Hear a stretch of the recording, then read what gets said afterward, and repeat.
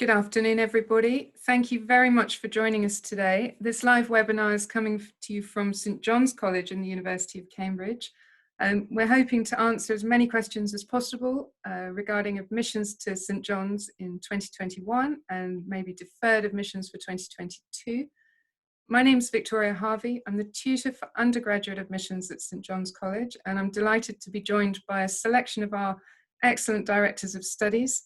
And please do feel free to ask questions on the live Facebook chat as this Q&A progresses, and we'll try and answer as many as we can once we've covered the pre-submitted questions.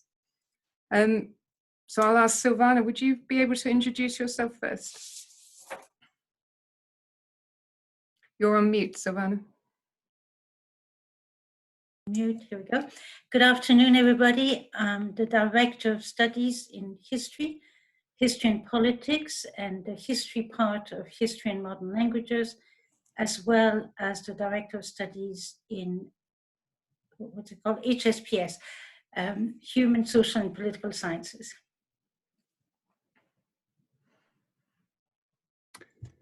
Hi, I'm Matthias Tirzah. I'm the Director of Studies in Mathematics. I'm actually an applied mathematician. I work in algebra, in theoretical physics, and in financial mathematics. And I have been at St. John's for more than 20 years now.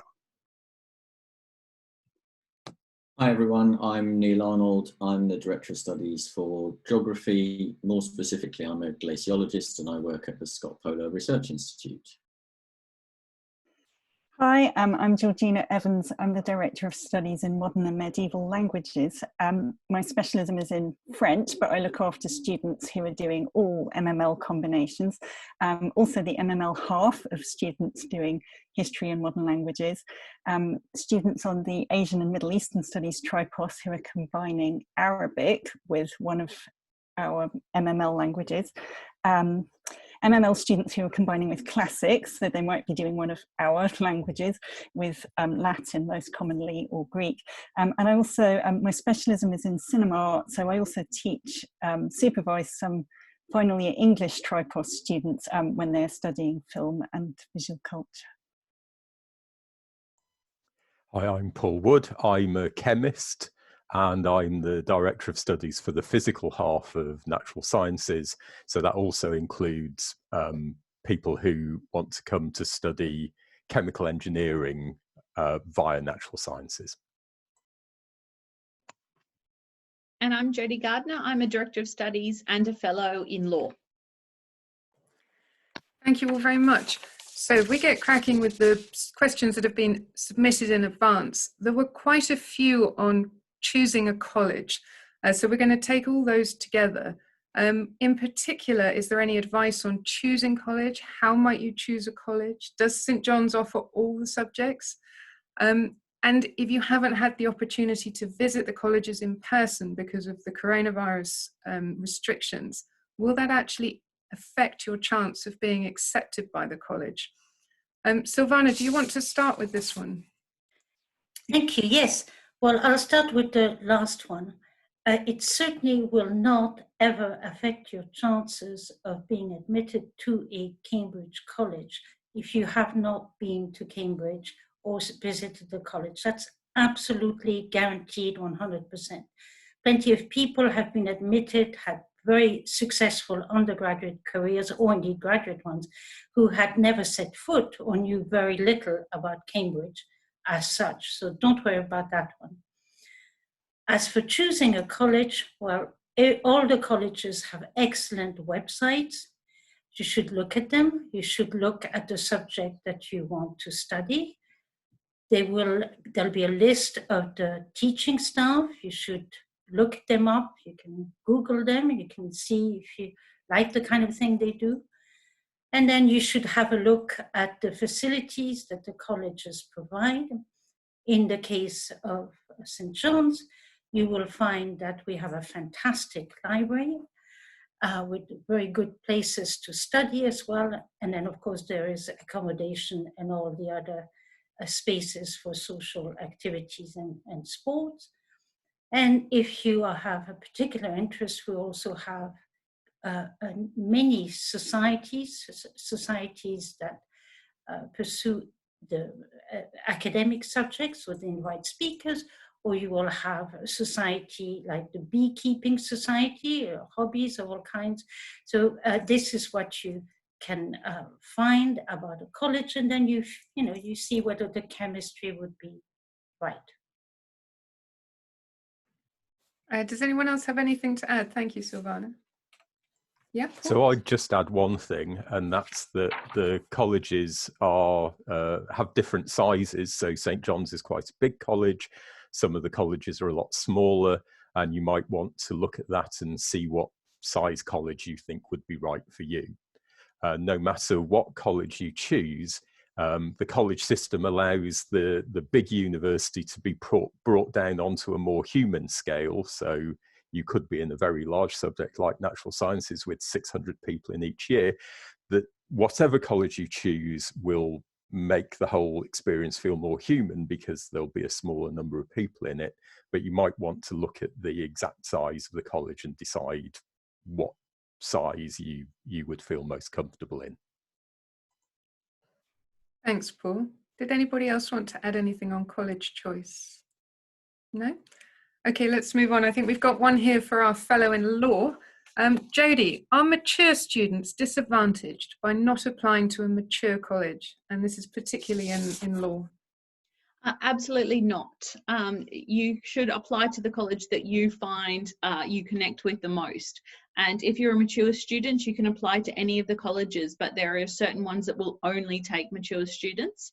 Also look very carefully at the admissions process, because some of the mature colleges can have a slightly different and slightly later mature application process. So that's the most important thing to be aware of. Thank you, Jodi. Moving on, what are the main points for applying to Cambridge? If I start with the sort of more technical side of this, you need to bear in mind that the application deadline is earlier than for most universities. So your application deadline for Cambridge is the 15th of October. And by then you also need to have made sure you've registered for any pre-admissions assessment. So check if your subject has a pre-admissions assessment and make sure you've registered using the correct process, and all that is on our website.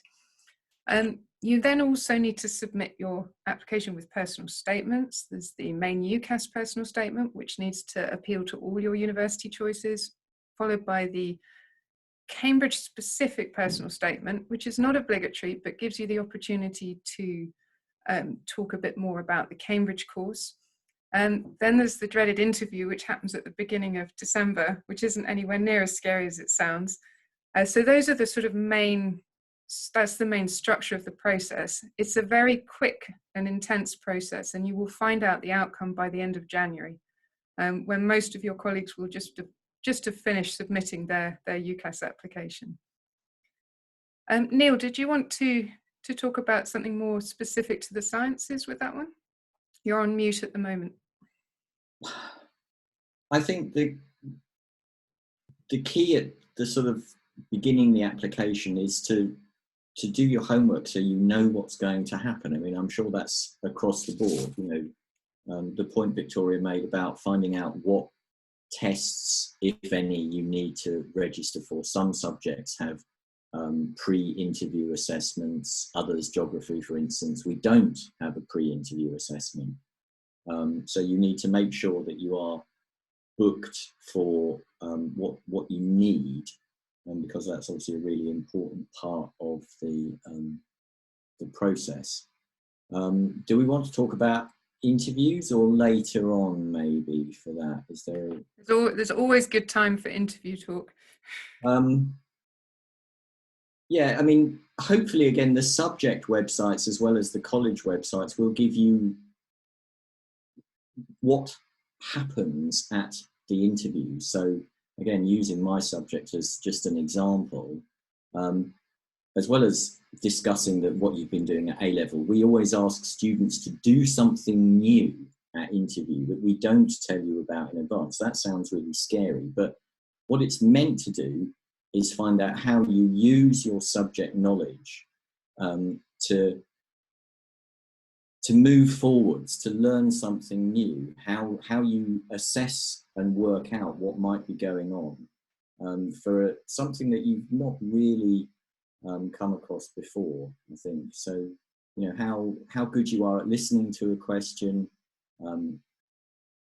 developing your response to it, and then when the interviewer says, okay, that's fine, but what about this? Can you then move that argument forwards?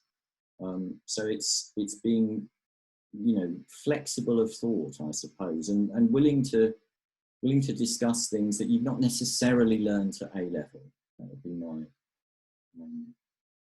thought on applying to Cambridge. Thanks, Neil. Georgina, did you want to add to that? Yeah, I mean, speaking, I would echo what Neil said about doing your homework in advance. So for some subjects, including mine, there will be certain A levels that you have to have done, depending on what you're applying for. So if you're applying for modern and medieval languages, you only need one A level in one of the two languages you're going to study. The other one you can do from scratch, but you will need one. For example, French, you have to have the A level. We don't have an ab initio from scratch course, but our other languages you can take up from the beginning. So read into that detail. Also, more generally, look at what the course you're applying for does with your subject, because languages courses, you know, to just use the example I know best, they vary quite a bit at universities across the country, because no university language course is just about teaching you to become a fluent speaker at all. It's about, you know, where does that take you? Does it take you into kind of business applications of that language, because that's not really what we mostly do, or is it taking you into a kind of broader cultural study, or have you got options to study linguistics, so like the mechanism of how languages grow, change, and how they're used. So try to look a bit further ahead into what you would do in our course in the second year and the final year also, and what routes would be available to you, even if you don't already know, you know, what kind of finalist you want to be. We don't expect you to know that yet, but we expect you to have looked at what we do. But then related to that, I would say, if you try and find out as much as you can, but also be aware that sometimes there's some misinformation around, or out of date information, sometimes well-intentioned, about everything to do with every university, but also with Cambridge and colleges. So don't rule something out because of something that you've heard maybe in the wild. If you've got questions, ask us. Usually today we would all be standing in the hall in college, and every year people come and ask me, you know, is this true, is that true? And it's the best thing to be able to you know, tell it like it is, and how we see things. So don't rule yourself out ever because of, you know, something to do with your GCSEs or something like this. Ask us. If you write to our admissions office, they will answer, and if they can't answer, they'll ask the people in the subjects. So yeah. Thanks, Georgina. Did anybody have anything to add on that one? Yes, if I may, about the application. You will be thinking, possibly agonizing about your personal statement, especially the first sentence. And if I were you, don't worry about the first few sentences. Just write any odd thing to begin with on the draft about why you want to do the subject. You can always polish it later. Then what you need to do is not try to puff it up and say you've read this, that, and the other thing, and come interview, somebody says, I see you've read this. And then you say, oh, well, you know, I just looked at it, or it was a long time ago. So don't do that. You know, you've got to be prepared to be asked. You may not be, but you've got to be prepared to be asked about what you say in your personal statement. So if you say you've read a book or gone to a museum or done some lab work or what have you, you've got to be able to say something about it other than I did this, and then the interviewer will say, well, how was it? And you'll say, well, it was very interesting, or the book was very, then they have to say, why did you find it interesting? And that kind of thing. You know, it's absolute, complete common sense. It's not terrifying, but you've got to think about it.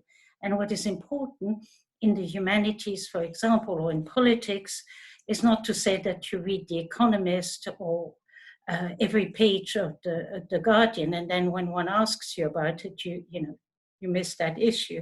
So basically be honest and think about why you want to do the subject, and write in such a way that the interviewers will have cause to think that you are committed to the topic. You know, so you've been to a museum, you've had some experience, or whatever, you read or watch videos about science, you know, whatever is relevant and also because the interviewers will be grateful for having something to talk about, to ask you about. So that would be the first thing. About the interview itself, it lasts about 20-25 minutes, depending on the subject. But this is for the humanities. I'm sure Dr. Wood will have something to say about the sciences. But for the humanities, what, as Dr. Arnold said, we try to see whether you are teachable in the particular environment that Cambridge affords. You can be very bright and very willing and very able, but you might not be particularly suited to the supervision system, which is peculiar to Oxbridge, which involves 1-to-1 or 2-to-1 or small groups and a supervisor teacher. And that then is what you need to think about, is whether you want that environment, and should you want it, then you have to give calls in the interview for the interviewer to think that, yes, indeed, you would flourish in this environment. And that means responding to questions, that means thinking about them and interacting with the interview. Thanks, Sylvana. That leads us on quite nicely. Matthias, perhaps you could take this one. What extracurricular activities do you look for to support applications, particularly in science and maths? Now, Cambridge does not look for extracurricular activities, really. You won't be given a place at Cambridge just because you can row or swim or something. But of course, if you have done activities extracurricularly that relate very well to your subject, then of course we want to hear from those. So, you know, if you're interested in physics and you have been on this trip to CERN, then of course we want to hear about this. And as we have just heard say, when it comes to the personal statement, you know, of course, tell us that you have been on this trip to CERN, but don't just list it, you know, just like a tick box. We want to know what it meant to you, and we want to know what you have learned from it. And when it comes to personal statements, of course, other universities, they may well want to know also your hobbies and so on. So, you know, have a paragraph perhaps towards the end on it. But as I said, you know, our criteria are academic ability, potential, and really, you know, the ability to think for yourself. That's what we want to see. Thank you, Matthias. Paul, did you want to jump in there too? Yeah, so it's lovely if you've had the opportunity to do work experience in a lab, or as Matthias says, go to CERN, but this isn't essential. If you want to demonstrate commitment to your subject, reading books is just as good, showing that you're interested in the content of those books. That's absolutely fine. So if you've been able to do really interesting things, super, but not having had the opportunity to do this won't hinder your application in any way at all. Hi, Georgina, yeah.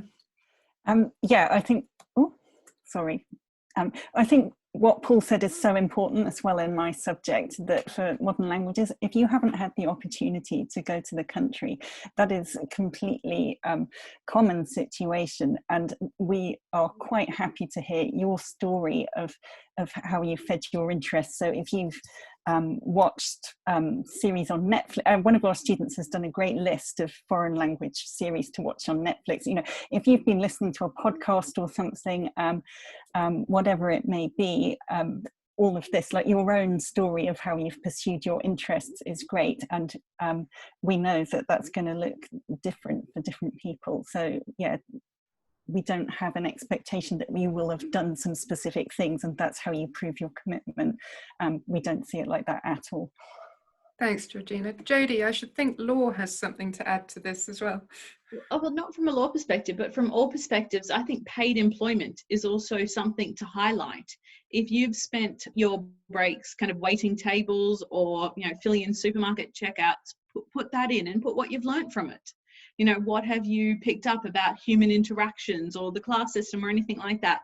Don't think that paid work is unimportant and doesn't add to your application. I think that, you know, a student that has done some sort of paid employment during their holiday and can talk about what they've learnt from it, it really does strengthen an application. Thank you. Neil? Yeah, I was going to say almost exactly the same. And I think that the overarching key in some ways is to reflect on the experiences you've had and that you're bringing to the subject and to Cambridge in a way. Everyone really does have really different backgrounds. You know, geography, some people have been able to go on foreign holidays or whatever, but others haven't. It's, you know, and we don't mind, but you can still reflect on the town you live in or the films you've watched or the city. You know, there's so many things, but it's about being reflective rather than just listing all of your accomplishments or things you've read or that kind of thing. You know, that's what we're interested in, really. And Neil, can we stay with you, because medicine specifically, do we like to have work experience for medicine? Normally, yes. I think it's one of the ones where we do, you know, a medical degree is 6 years long, so it's twice as long as an ordinary undergraduate degree, and then there are, you know, qualifications after that and all the rest of it. So I think all medical schools actually want you to show commitment to the subject, that you have worked in a medical environment. That doesn't have to be grandiose things, shadowing consultants. Working in a care home or something like that can be at least as valuable.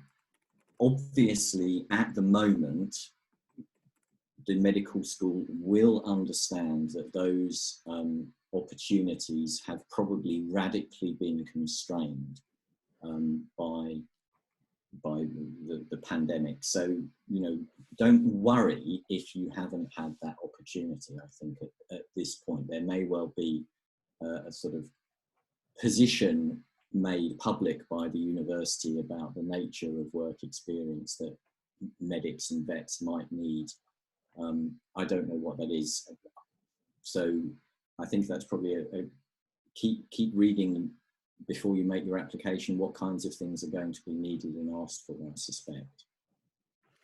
Thanks, Neil. And I think on that note as well, if you've got any specific questions about work experience for medicine or veterinary medicine, it's well worth contacting the admissions office of the college to which you're hoping to apply. And I'm sure they'll be able to offer you further advice and reassurance.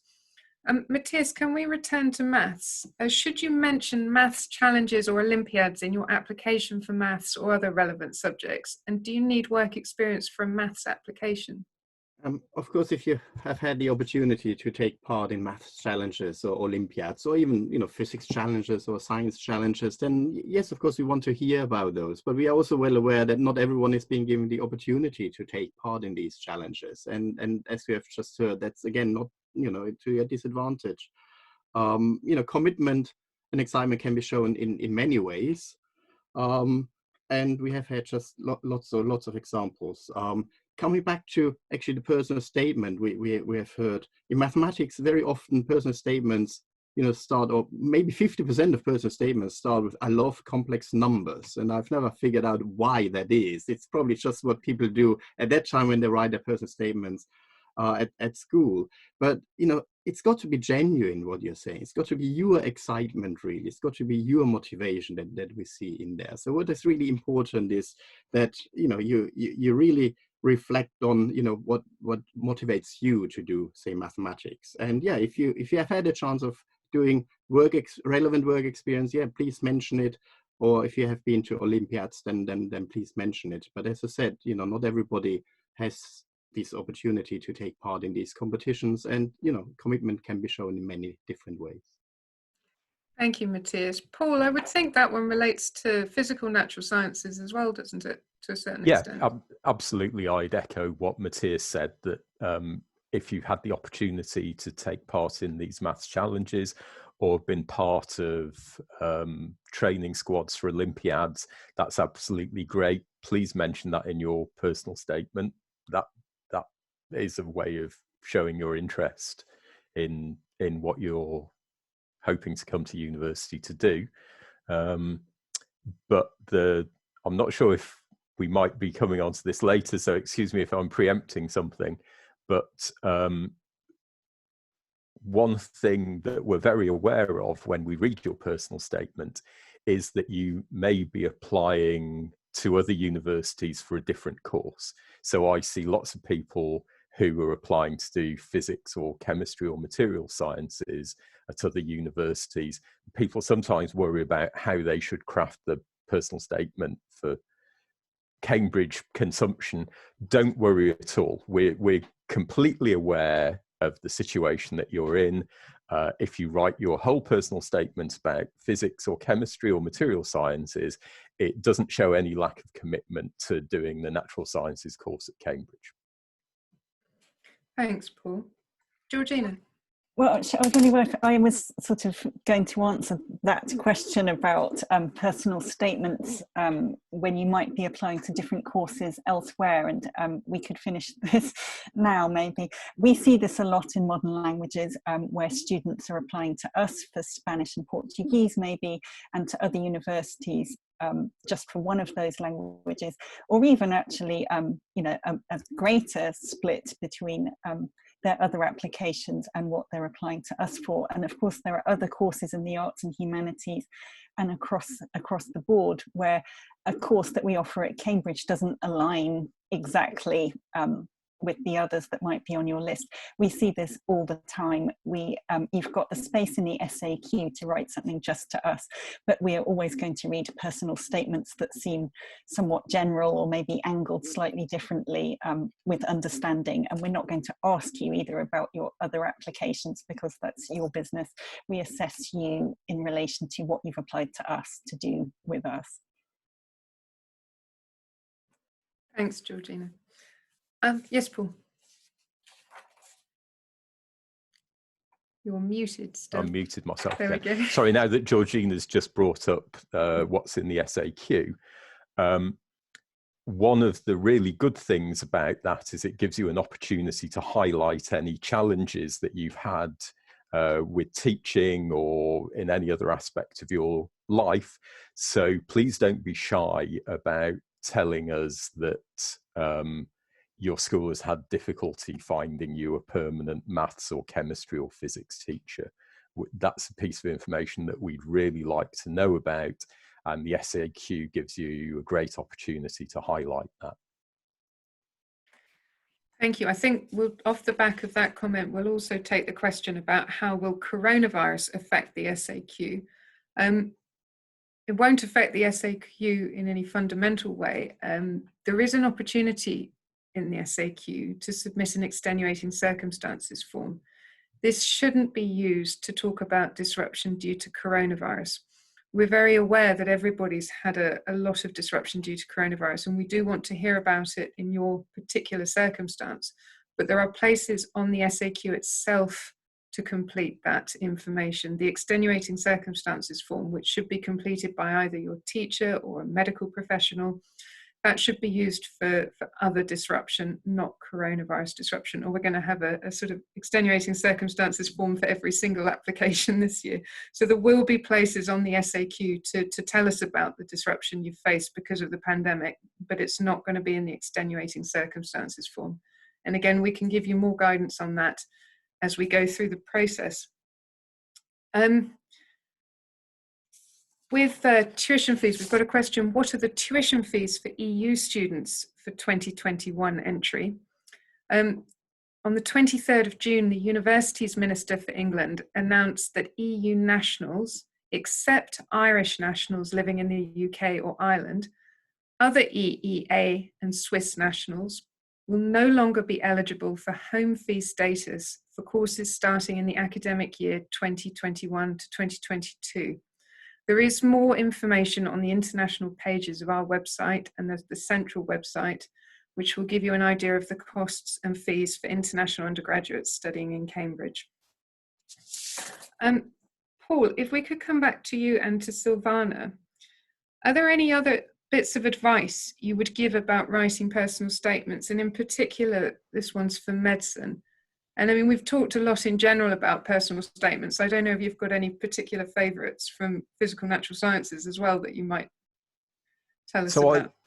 I think just going back to what Sylvana said a few minutes ago,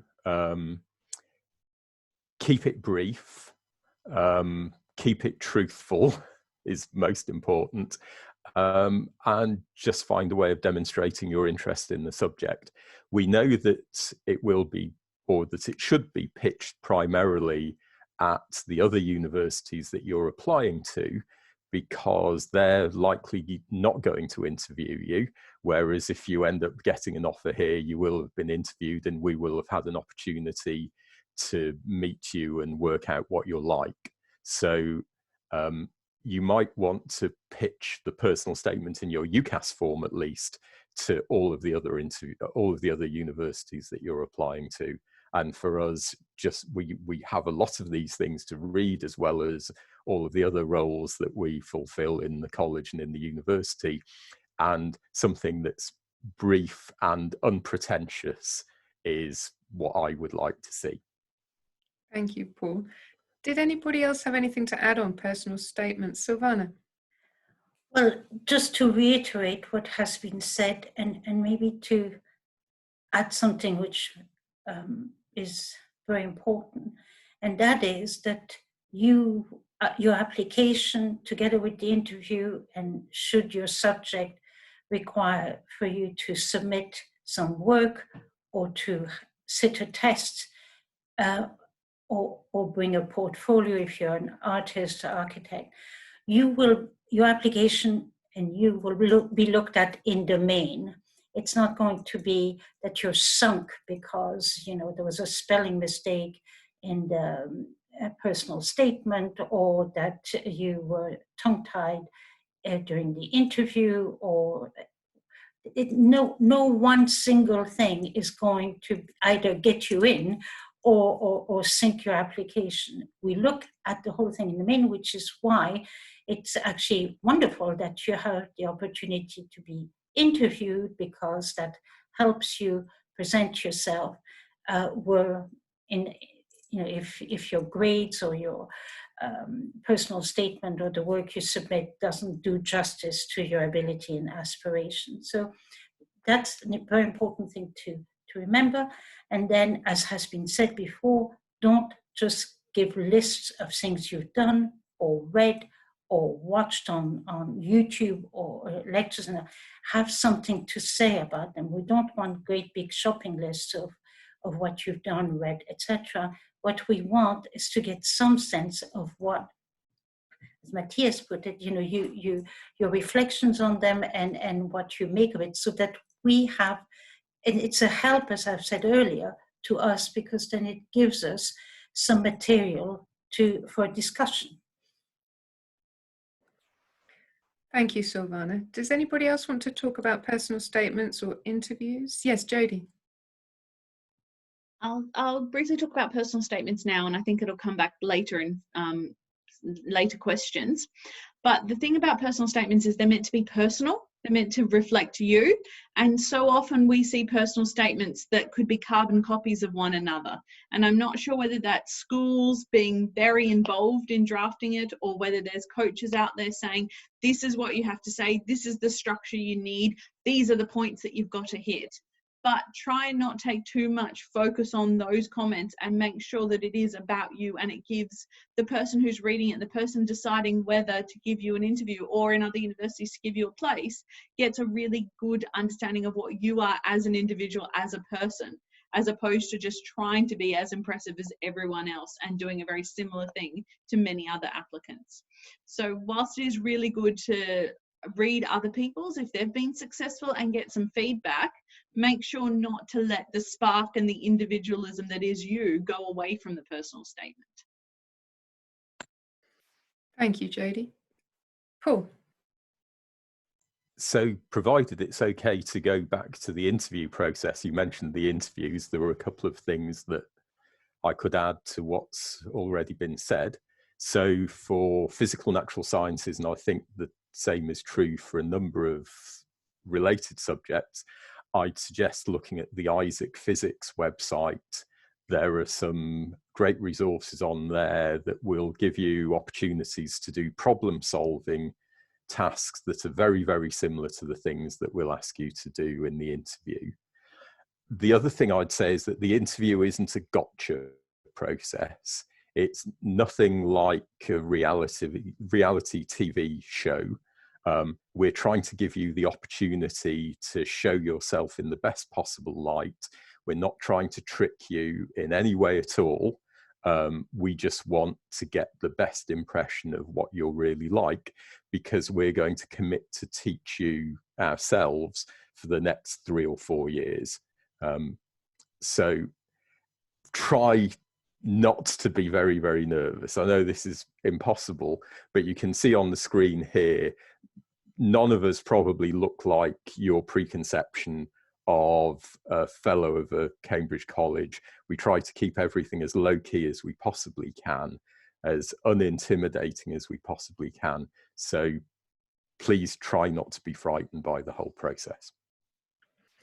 Thanks, Paul. This might be quite a useful time, actually. You mentioned Isaac Physics in preparation for physical natural science interviews, and interviews are very different in content depending on the subject you're applying for. I wonder if we could just quickly each give an idea of the kind of things to expect in subject interviews, just to give the impression of how subject-specific these interviews are. Matthias, would you start with maths, please?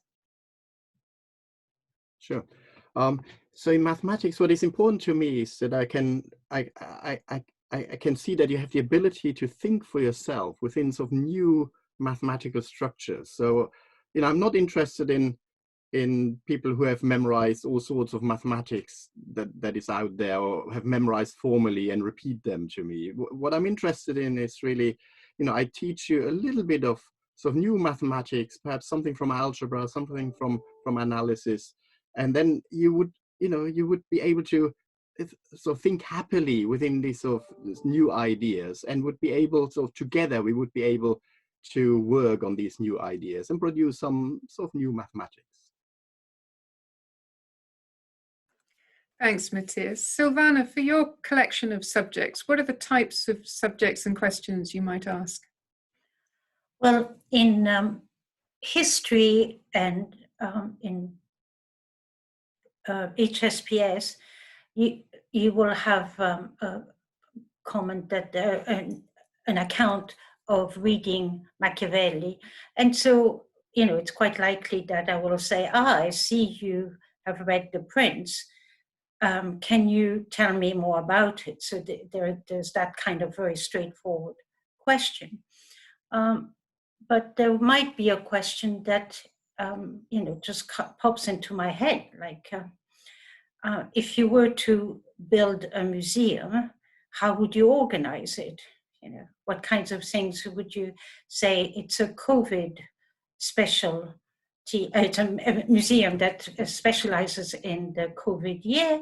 How, you know, what objects? What would you put in it? How would you ensure that those visiting it, say in 30 years' time, have a sense of what we went through? That kind of question. Sorry? Sorry, I said thank you. I thought you'd finished. Carry on. Oh yeah, maybe. No, I'll let someone else. I can. Thank you. And Neil. Yeah. So for geography is a subject where the A-level syllabuses are really quite different one to another. So, you know, some people might do glaciation and others don't at all. So we're not particularly looking to test you on what you've done in your A-level, because it's going to vary from person to person. But what we are interested in is, say you've put about some travelling that you've done in your personal statement, whether it's a family holiday or a school trip or whatever, we probably will ask you about it. But not just what you saw, but maybe how it contrasted with where you're from in Britain, or wherever it is you're from in the world, if you're an international student. So it's to ask you to reflect on the experiences that you've spoken about in your personal statement. Another thing nearly all colleges do is to ask you to interpret a graph or look at some data, not to do any statistics on it or anything, but see if you can see any patterns in data. We've asked people to look at maps, for instance, to see what their showing you and how they might relate to issues that you've come across in your more general reading or in geography. We ask sometimes people to read a short passage just before the interview and then comment on that. So, you know, there's an element of sort of finding out what it is that you've done in your geography A-level, but it's not about testing. We don't even ask for geography A-level in a way, maybe is the ultimate thing, but we hope that you'll be able to think broadly about the world in a way for geography is what we're after. Curious, everyone is asked after curious people. But you know, that's what we want, is you to sort of be able to see things and think about things and put them in a perspective, I think. Thank you, Neil. Georgina. Hi, I just wanted to say something specifically on MML, which is that we do have part of our interview which will be in a language you've got at A-level. And this is one of the things that people find most intimidating and makes them the most nervous, even though we, you know, as Paul has said, we do our absolute best to try and reassure you that we understand the stage you're at in your schooling and, you know, we know what you've told us about your past experience, but I mean, it's something that we do have to do. Yeah, I think it's completely, all of us make mistakes when we're speaking a language. I'm sure I've been making kind of grammatical errors in my English today. So try not to worry about making mistakes in that part of it. We don't go on for longer than is useful. We're not going to, all we want to see is that you're someone who's going to be happy to keep on learning, essentially, like when you get here and when you're being taught in a small group with a native speaker. So if I know it's easy for me to say, but please try not to let that bit of it loom very large if you're applying for languages, because it's one small element. And as Sylvana said, there's no single thing ever which is make or break. And we recognise that that is part of the MML interview that people find stressful sometimes. We give you a passage to respond to, and we will also talk about it in English after we've done a few questions, and they're usually very open-ended questions. We'll ask you like, what's happening in this text, you know, something like that, so that you have the chance to see your answers. And then generally I would support everything all my colleagues have said. We will often ask, I think Neil and Matthias have both raise this kind of thing. We will ask stuff that we don't expect you to already know about or already have an answer for, and you really mustn't feel like you failed if we sort of stop at some point, because our time is limited. So if you tell me, I mean, our MML applicants come from very different backgrounds in terms of their A-level subjects. Often we've had people who've done biology, chemistry and Spanish, and maybe someone else who's done English, history and French. So we don't expect you all to be the same, and in fact that would be terrible if you were. So if you tell me you've watched a film about the French resistance which you found interesting, but some aspects of it you knew to be inaccurate, I might say, well, does it matter if a film is historically inaccurate? You could write several books on that subject and not be done. So we might talk about it for 3 minutes. And what we want to see is you extending your thinking, responding to more questions from us, starting to think about how would you work your way towards having a position on that. So quite often we will have to move on at a point when we could keep talking for 2 more hours. Sometimes people report, you know, coming out of an interview thinking, well, I didn't know the answer to that. Nobody really knows maybe the answer to some of these things, but we want to see how you're going to work with us in our teaching style, and that's what we're emulating in the interview. Thanks, Georgina. Jodi, your subject is one that many of the students won't have actually studied at A-level. So what are you expecting from them in an interview? We don't want a knowledge of the law. And in fact, if you have studied law A-levels, we try and say, please don't recite anything that you've learnt from the A-levels, because we don't want, it's similar to what Matthias was saying is maths, we don't want people to regurgitate information that they've learned. We want to see that natural curiosity, the natural kind of interest in the subject. And so for the last few years for law, we've given the students an unseen, either a case or a piece of legislation, and we've given them 20 minutes, half an hour before the interview to read through it. And when they come into the interview, we ask them about it. What do you think this is doing? Why do you think this was enacted? What does the judge mean when they say this? What do you think this term should be interpreted as? And what we want to see is the student enjoying this? We don't want students to sit there and look pained like they absolutely hate every minute of their interview, because the interview, at least in law, is as much as possible trying to be a similar exercise to what you'd get in the supervisions in Cambridge. And so we want to see the students enjoy and engage and get involved in it. Because as amazing as a Cambridge degree is, no one will argue it's not hard work. And so we want to use the interview process to see, to get a feel of the student and to determine whether they're the type of people who will, for the next 3 years, be happy to sit in the library and read the dense textbooks and still enjoy it at the end of the day.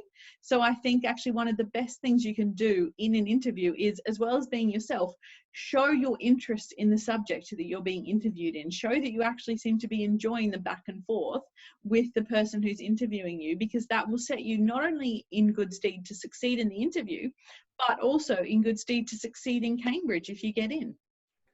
Thank you, Jodi. There have been a lot of questions on what will happen with interviews this year in the context of coronavirus.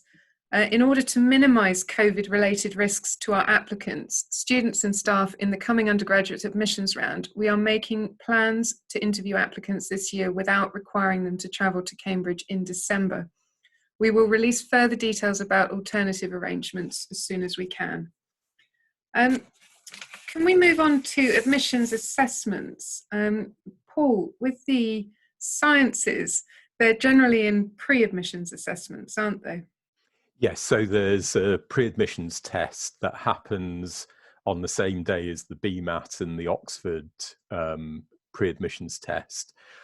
For natural sciences, so both for physical and for biological natural sciences, this year will take the form of multiple choice questions. The syllabus for the multiple choice questions will just be your GCSE syllabus in maths, physics, chemistry, biology. So that it should be on material that you're familiar with. The idea is to complete as many questions as possible. So it's a test of how quickly you can get through these questions rather than the questions themselves being phenomenally difficult.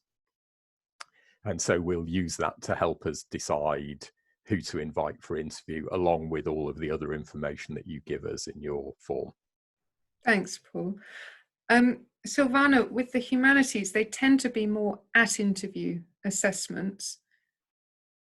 You're still on mute at the moment. That's it. Yes, so for the human, social and political sciences, we have decided not to have the pre-admission test, which we had for the last few years. For history, there will be some colleges that cooperate and have either the same pre-admission test or something comparable. Some colleges will not have anything like that. At St. John's, we try to have something of one way or the other, which we could put in your file should you be in the pool. So the more there is in the pool, the better your chances. So if you, for my subject or any subject where you have a pre-admission test, don't think, oh, what a bore, they have a pre-admission test, I'm not going to apply that, got enough exams as it is, I'm fed up. Actually think about it positively. Think it's yet another way of displaying your ability, and either for the college that you're applying to directly, or should they pool you, it will be that much more that many more opportunities to show how keen, interested and able you are. Thanks, Sylvana. And I think it's important to note that all these admissions assessments, whether they're the science pre-admissions assessment or the humanities at admissions assessment, they're not pass-fail tests. They're just another piece of information that we have to put in your file to get more of a picture of your strengths, your abilities. Matthias, maths does something slightly differently. As usual, do you want to tell us a bit more about maths?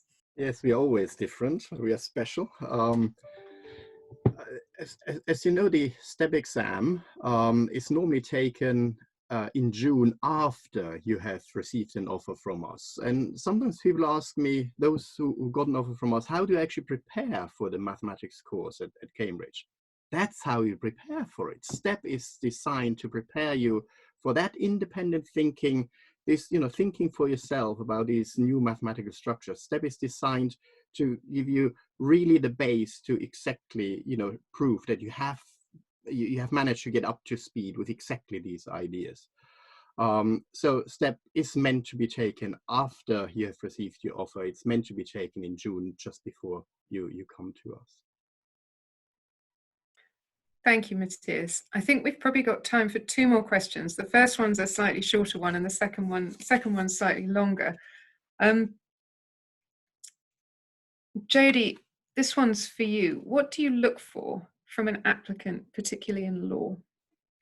I think it goes back to what I've said in previous questions. So use your personal statement to highlight who you are as an individual and why you are the type of person who would excel studying in Cambridge. And also in the interview, we want to see you bounce ideas. It's not about getting an answer right or wrong. It's about looking at how you think through things and where your mind goes when you've asked questions. And, if you get something wrong, how you come back from it and engage in discussions to learn from it, because we all get things wrong. It's coming back from it that's really the important thing.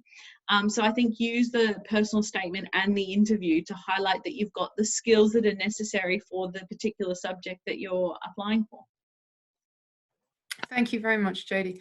So our final question, before I ask this one, I'll just say we have got questions we haven't had time to progress through, but we will answer them all on our Facebook page as soon as this is over. So please do keep asking them. So I think this is my favourite question of the day. I'll ask for an answer from each of you. What is the biggest mistake you see from applicants who are unsuccessful? Can I start with you, Paul? Thanks for that, Victoria. As I said before, there isn't a gotcha element to the interview. All I would say is, if your phone, first of all, switch your phone off, but if you forget to switch your phone off and it rings, please don't answer it. That isn't going to impress the interviewers.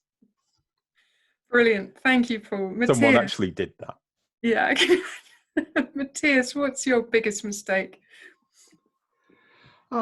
I think for me, it has to, the application process has to show that there's a mutual match between you and us, and this is very, very important, that this mutual match is there. And don't try to be at Cambridge just because it's Cambridge. Try to be here because it is exactly the right match for you, the right course. And earlier we talked about college choice. Again, it's got to be a mutual match, and that's for me, the most important factor. Thanks, Matthias. No horrible mistakes then. Horrible mistakes. Well, over 20 years of interviews, you see all sorts of things. Well, I shouldn't go into specifics probably. I think a lot of these things are probably just down to nerves. I've seen people breaking my pens and stepping into the cupboard rather than leaving the room. But this doesn't exclude you from getting a place. Thanks, Matthias. Sylvana, what have you seen over the years? Well, what comes immediately to mind was several years ago, I do joint interviews, and there are 2 interviews in all my subjects, obviously with history and modern languages, with the language with Dr. Evans. But some years back, there was an election, I won't say where, and the person interviewed made a mistake about who had been elected, which would not have mattered had it not been for the fact that my co-interviewer and I were repeatedly trying to point this out to the candidate, who got more and more irate and told us that they knew what was what. And at that point, unfortunately, we decided that maybe the supervision system was perhaps not the best for them or Thanks, us for that matter. Dialogue. Neil, how about from you? I think it's quite similar, really. Yeah, don't answer your phone, don't do things like that. But you know, it's not going to absolutely rule you out. But I think it's a bit like Sylvana's gaffe. Be open. Sometimes we will ask you things where you think you know the answer, and maybe it's part of the story that you've learned at GCSE or A-level, but there's another layer to it. Allow that in, I think, would be my comment. Thanks, Neil. Georgina, anybody speaking the wrong language? Or? No, I mean, I'm going to be the idealist here, I think. I'm much more worried about people who don't apply because they're afraid that they'll do something wrong or something like that. So, you know, that's, you know, it's not a mistake, but there's that side of the story, all the people that we don't meet that we would like to. The university, we can find this and link it. The university about a year ago made a fantastic video with lots of students talking about the hideous mistakes they thought they'd made in their interviews. There was someone who'd left her bag behind in the room and didn't know quite how to go about getting it back and stuff like that. And they all got offers and were amazed because they thought they'd made these terrible errors. So yeah, I just think I'll leave it there. I can't think of anything. Thanks, Georgina. Jodi, very quickly at the end there. Don't lie in your personal statement, because chances are it will get caught out in the interview. I did my undergraduate studies in Australia, so I didn't get a chance to kind of do Aristotle or Plato or any of those. And I remember asking a student who in their personal statement said, I've wanted to study law ever since I read Aristotle. So I asked them, well, what does Aristotle have to say about law? And it turns out not very much, but they thought it would sound impressive. So you will likely get caught out with those kind of things. So make sure that everything you say in your personal statement you can back up in an interview. Otherwise, it will be slightly awkward for everyone. Thanks, Jodi. I think I've got a couple to add to that. The first is the number of applications that I see that don't have a name on them is quite significant. So do make sure you put your name at the top of your form. It sounds silly, but it might be that the box at the top you just miss all the time.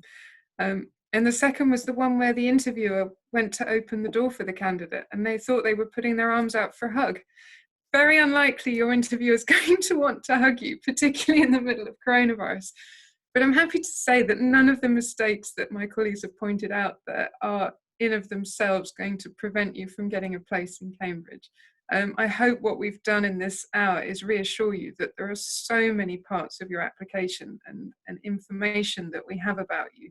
We really do have a lot of opportunities to see excellence in every single application, and that is exactly what we're looking for. We're not looking for the negatives or the mistakes or the nerves.